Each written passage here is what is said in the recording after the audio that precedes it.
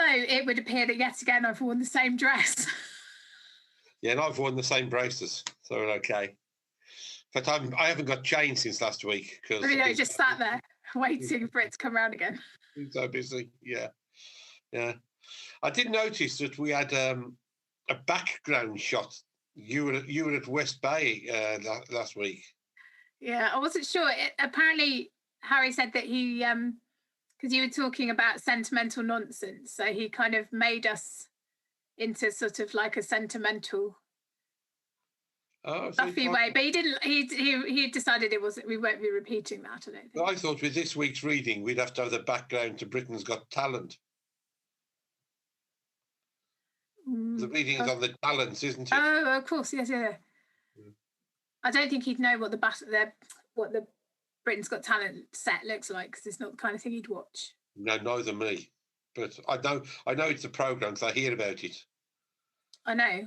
Presumably it's British people who've got talent would be my guess, but... You would hope so if it's a programme about talent, wouldn't you? I think it is a talent show, and I think they have things like singing dogs. Do they? And it makes me sound really superior that I've never watched it, but I just never watched it. And it's not because I don't approve of it or anything, it's just because I've never watched it. Yeah, people who blow up balloons and stuff like that. But I don't watch X Factor either. No, nor me. Nor Voice anymore. But I do watch Strictly, so I am still a sucker for reality. Yeah. So, are you what about Jungle? Well, it's not the Jungle this year, is it? It's in a castle in Wales. In Wales. I'm a Celebrity. You interested in that? No. No. Bake Off? No, rubbish. I think you went to Channel 4. No, what's that? I haven't watched Bake Off this year. Of course, last night, Masterchef started again. Yeah, you are a slave to Masterchef. I like the Masterchef. Yeah, I like Masterchef.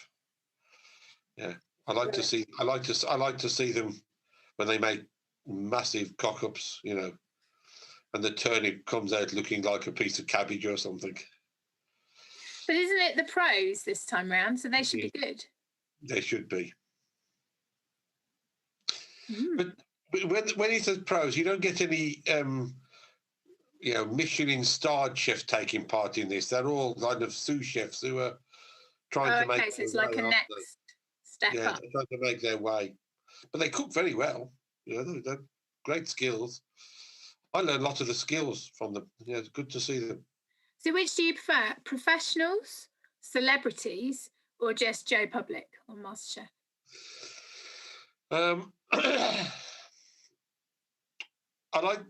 The ordinary MasterChef with just ordinary people in the street, very good. They make up more cock-ups, so you get more laughs.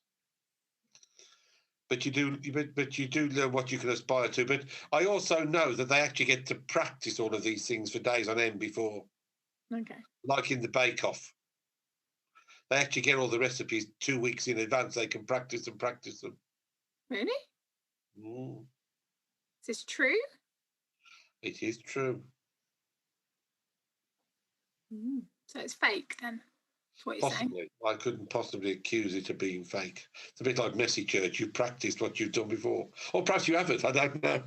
No, we do practice Messy Church, but not if we were in church, we wouldn't. But we do practice the online version. That's good. In case of potential mess-ups. But there's still plenty of capacity for things to go wrong. Yeah. There we are. We practice this. Yeah, we do. Not practice. We rehearse. Rehearse is the word. We've given up rehearsing now. Rehearsing. I noticed. Is it number 50? It must be number 50 or 51 today, mustn't it? I think it must be. Yeah. So a couple of weeks and then it's the anniversary. But I'm going to get a thing to, what do you call it, to blow. That'll be good. I can hardly wait. I know. The excitement is immense, isn't it? Right. Should we have our pause? We can have a pause.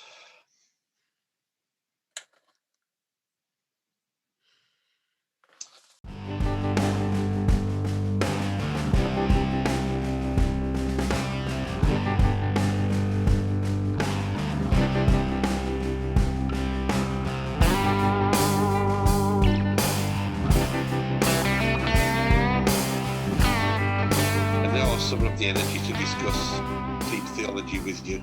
I'm sensing you're a little lacking in energy today. No. Less than bouncy? No, I'm very bouncy. Too bouncy, that's the problem. Is it? Yeah.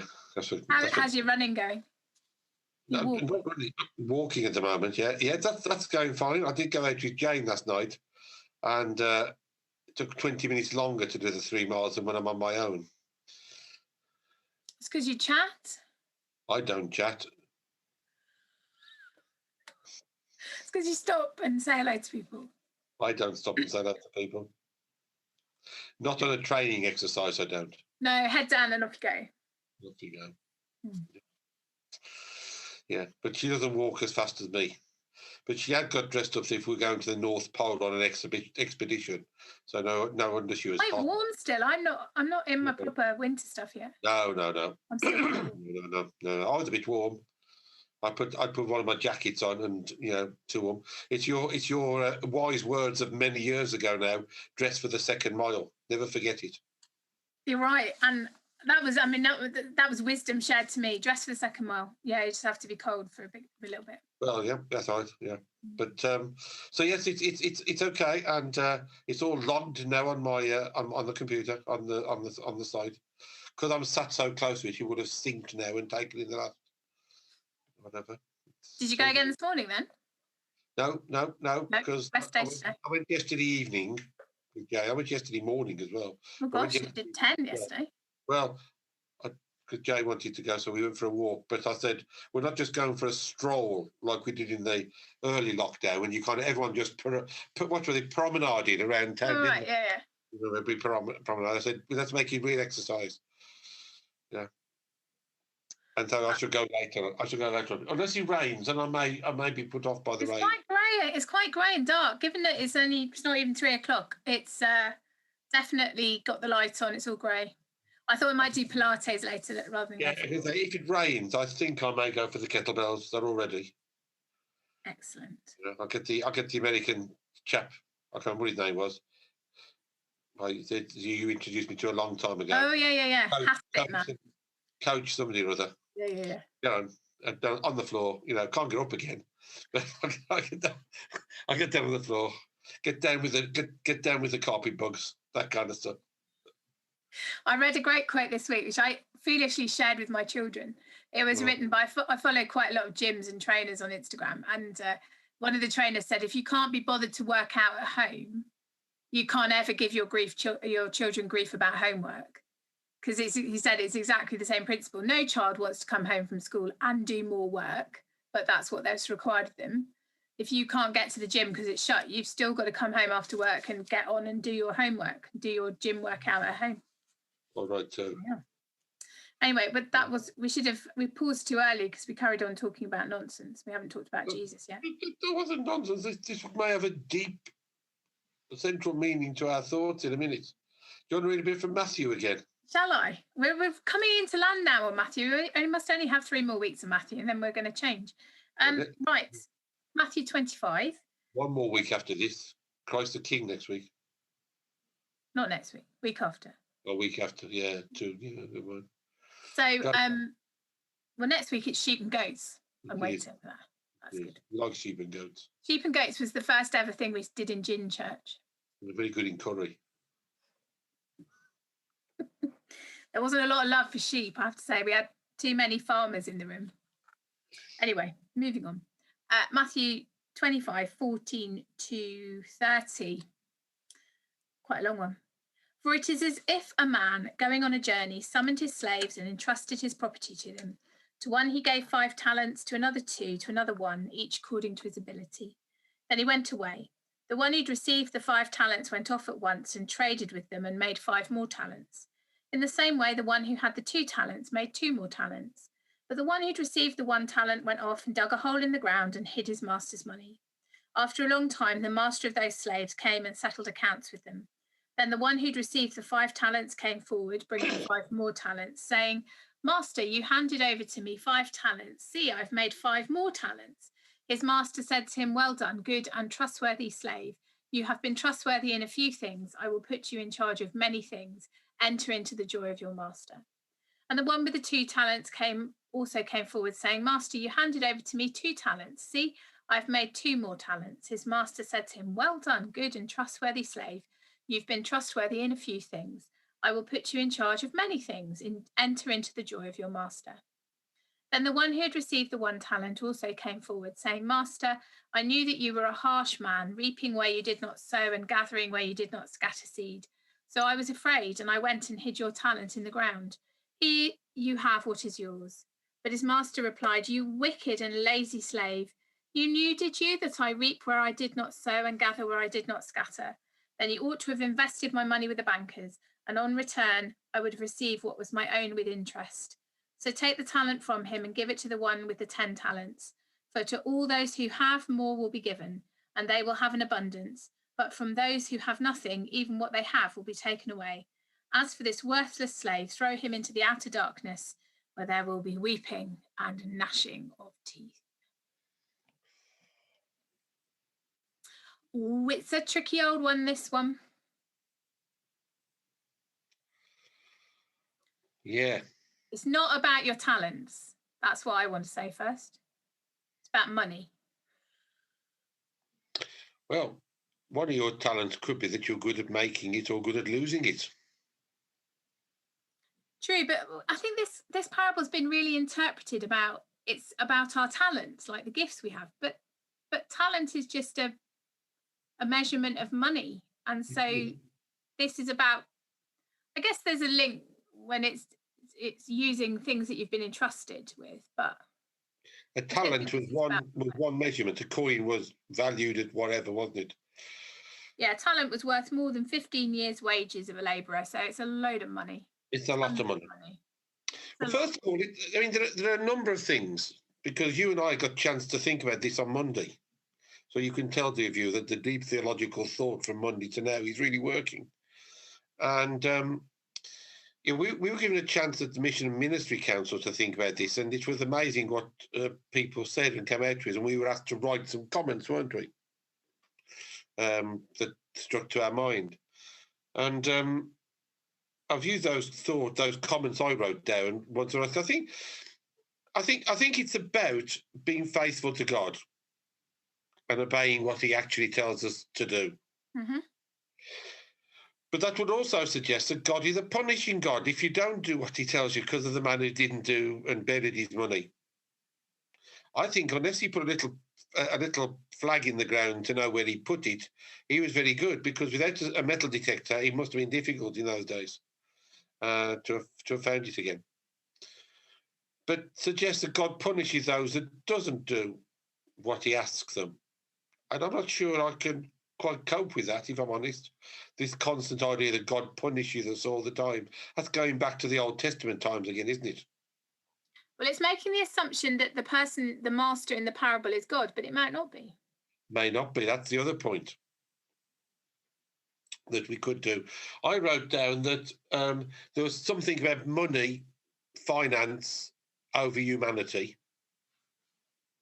Yeah. So this parable values, is that what you mean? That this parable values return over compassion for the people? Is that what you mean?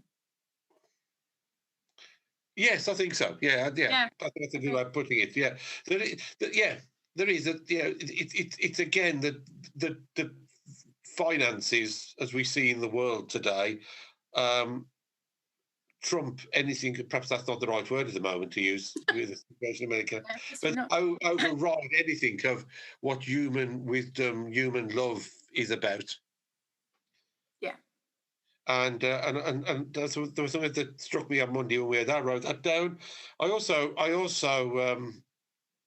wrote down as part of whatever, sometimes that we lack, or we've lost faith in some of the things that we do and the way we treat people, because we surely as Christians know that God loves us so much, He'll care for us, He'll ensure we get what we need. We may not have as much as we want or we think we want, but God knows it's what we need to do where we are and in life. And so I wrote that down as well. But the story is, it's right out there, isn't it? Here you are, look after it, do something with it. I want my money back with interest. Yeah, and it fits. It's in 3 parables. It's in a group of 3 parables. So last week were the wise and foolish virgins, and then we've got the talents this week, and then we've got the sheep and the goat next week.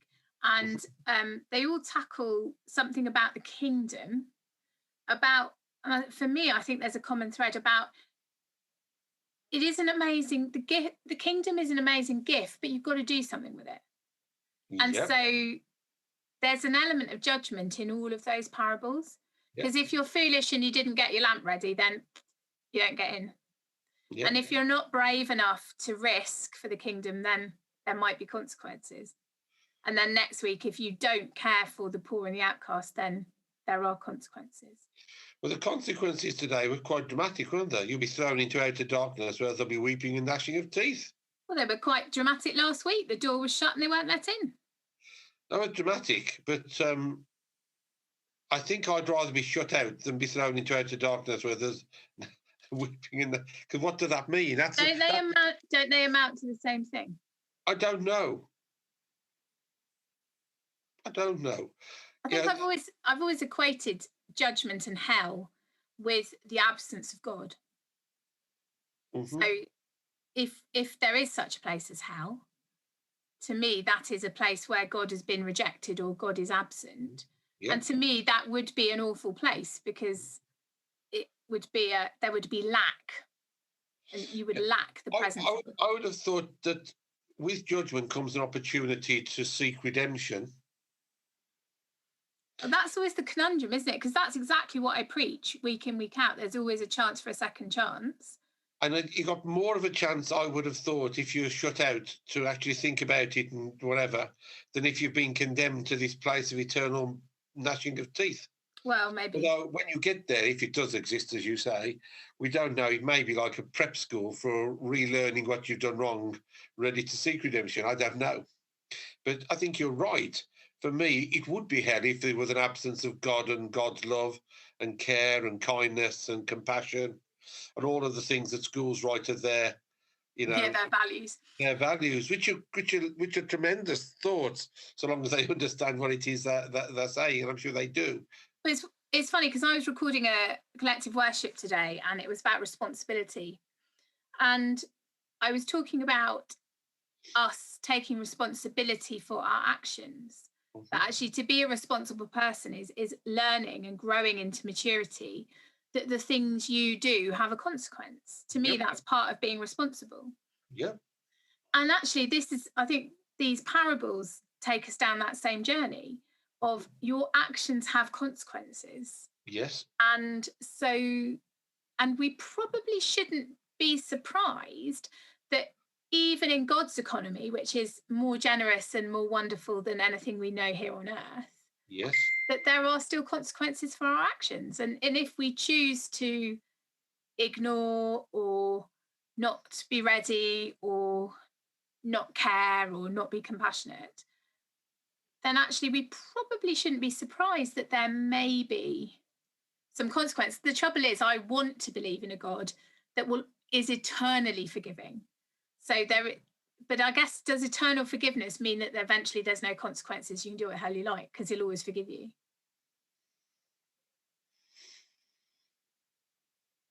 I don't think God is an easier touch as that. I think it's back to my, laughable, but, one way of trying to explain how I understand it, that, you get to the gates and, you're asked the question and, and you say, well, not absolutely sure. Go back to the end and have another think. I think God will keep on sending us back and giving us the opportunity, but full forgiveness isn't given until we actually know and accept what it is that we need to seek forgiveness for and our responsibility in what has gone wrong with it in the first place. Yeah, and I think that as much as I believe in a forgiving God, and I do, and we've had those conversations with people who say I'm not worthy to be loved, and we say you are, because we are loved by God and you are loved by him. And that's what forgiveness does for me. It takes the shame away that think that of the shame of believing that we're not worthy to be loved by God, because we're all worthy to be loved by God. I saw something on one of the Facebook pages today, and it showed the back of a person, a female. You know, as if you were looking at their back, with this kind of vague image, which you couldn't quite pick out, very ethereal, and the thing underneath said, "You never look into the eyes of someone that God doesn't forgive or love." And I think that's absolutely true. But we may not recognise God's forgiveness and love for us sometimes because we don't believe we're worthy enough to receive God's love. But God never gives up on loving us at any point. No, and I think that if you're in that place, when you wrestle with this parable, it takes me straight to the third servant, because actually that's how the third servant thinks. He says, "I fear you. I think you can't be trusted. I think you're going to judge me, and I didn't want to risk because it was too much to risk, and so I just hid it away." And I feel a lot of compassion for him, because that's a kind of, I can see bits of me in that. I can identify with that feeling. But the other end of the scale, I guess, is people who feel they're beyond judgment because they're more important than the rest of us, or they're more successful, and actually, then that's a different feeling, isn't it, about people who don't care about God being forgiving because they don't think they need to be forgiven. Yeah, but they're the ones, I guess, like my illustration a few minutes ago, will get sent back to the end of the queue, won't they? Because Peter there with his checkboard and his clipboard was going to say, "You've not got this yet, have you? Go and have another think. Go and have another think." But God never gives up on us. Because as we know from the lovely story of the lost sheep, God always looks for us for redemption. He's always there ready for us. If he's not happy, then we may have to wait a bit longer. I don't know. It's all figurative and ideology, but God, we know, or I deeply believe, God doesn't give up on any of us at any time. No. However bad we've been, and have been always the discussions, and I'm sure they've gone on for life, life eternal. Does Moira Hindley have the right to seek God's forgiveness? She was so wicked. Yep, she was so wicked, absolutely. But yeah, she does have the right to seek God's forgiveness. It doesn't mean he's going to give it her. No, but that's between God and him, her. That's between God and her, isn't it? Will Adolf Hitler be able to seek God's forgiveness? Well, he can seek it. He's got an awful lot to answer for, particularly the Holocaust and all the things we've been seeing and thinking about over the last few days. But it takes two sides to fight and to kill, doesn't it? And so others will have to seek whatever. And I know that I certainly at some point are going to have to stand before the throne of the Almighty and be accountable for the things that I've said and I've done. And whilst you inside are hoping you're going to please him, I have a feeling he might say, "Yeah, actually, David, I think another trip around the block for you to really think about that. Go do another 5K, come back to me at the end of parkrun with your little token, and I'll decide whether or not we're any nearer that world record or whatever." Yeah, which is why I find it difficult to see, although I was arguing from another case to a degree, perhaps earlier on, I find it difficult to see that person in the thing of being God, because I don't think that God would just toss us into eternal damnation for the sake of it. No, but and I guess that's the trouble with parables, is they are naturally, and indeed Jesus says they are designed to not lay out things exactly, but to give us things to think about and to interpret, and they are deliberately vague sometimes. But I think there's something about consequences, there's something about risk taking, something about being prepared to give everything for God. But yeah, and I think for me, I just have to take this in the context of three parables that are talking about the end of time and judgment, which means they are, well, we heard that this morning, apocalyptic in a way, and a lot of we don't know for sure, do we? So we heard it this morning in the Old Testament reading from Daniel, didn't we? Mene, parcel and parcel and teke. It was all there. This is what you're being told, and you're going to lose your life because of it. Yeah, the writing's on the wall. Writing's on the wall, literally. Yeah. And but I still think that God doesn't give up on any of us, because he created us and he loves us all. I'm sure he gets frustrated to our heaven and back every day with all of us and the world and everything we do. And I can see him occasionally sitting thinking, oh, heavens, have you not learned anything at all? I've told you. Well, yeah, definitely. It's like the John 14 passage, isn't it? We don't know where you're going. How can we know the way? Well, I've told you time and time again, there is only one way. Follow me, know me, love me. And I think, I think that passage says a lot into that kind of idea that, but you can't win your reward of heaven by just getting lots of money for God, can you? No. Well, if that was what was required to get into heaven, I'm stuffed. You are. Many good church treasurers, though, has raised a lot of money for God, so they could be well in before us. So, I think it's about being risky with the gifts of the kingdom. That's where I'm sitting on this one. I'll go with that. I'll accept that. Yeah. Well, risky with the gifts of God and the Holy Spirit, which could lead us to the kingdom. Yeah. On that note, we will pause. Oh, no, not pause, finish.